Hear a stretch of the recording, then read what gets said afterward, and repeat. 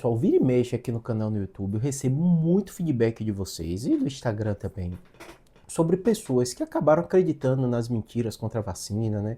Ou mentiras sobre remédio falso de Covid, né? E as pessoas vêm agora, anos depois, falar: Júlio, muito obrigado, seus vídeos ajudaram.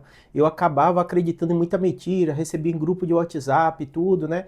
E pessoas até sofrendo, né? Dizendo que perderam pessoas, perderam parentes, né? Porque não acreditaram na vacina da Covid, ou porque tomou remédio falso, ou não acreditava em Covid, acabou pegando e morrendo, né? E eu sei que isso é muito forte e são milhares de pessoas no Brasil inteiro traumatizadas por causa disso, porque realmente foi uma fase confusa na história da humanidade, não só aqui do Brasil, né? Mas o que, é que eu vou dizer para vocês de alguns aprendizados, né, de pessoas que perderam, e às vezes chega com esse feedback, acontece também às vezes no consultório, paciente meu, né, falando. Cada vez menos a gente vê negacionista contra a vacina, né? Mas ainda tem alguns, né? Mas o que, é que você pode levar de aprendizado? Se você foi como a maioria das pessoas que passaram aqui no canal e deixaram esse feedback para mim, né? Dizendo que acreditaram em mentiras e hoje entenderam que, olhando para trás, não fazia sentido aquilo que ele acreditou e repensou, né? Em primeiro lugar é o seguinte, é sempre difícil quando você tem um problema ou uma dúvida de um tema tão relevante de saúde. Porque na maioria das vezes, vocês, é natural, têm a vida de vocês, têm o trabalho de vocês, vocês não têm formação técnica de área de saúde. Mas sem dúvida nenhuma, você vai precisar tomar uma decisão da sua saúde. E às vezes há divergências de opinião. A ciência é assim, o tempo inteiro na medicina vai acontecer isso. Às vezes uma pessoa fala uma coisa, às vezes outra pessoa fala outra.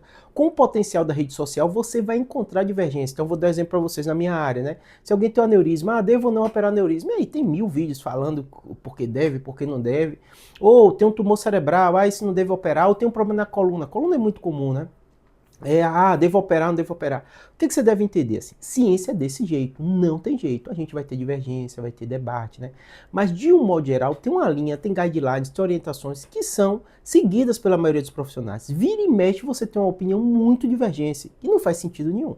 Então, o primeiro aspecto que eu digo para vocês é, de maneira geral, ouça a opinião de profissionais. E quando você for ouvir a opinião de um profissional, não ouça de um só. Pra você entender, eu tenho um paciente que passa comigo e ele vai decidir operar, falar: Júlio, eu quero operar com você. Eu fiz, você já ouviu a segunda opinião? Não, eu estimulo o paciente a olhar.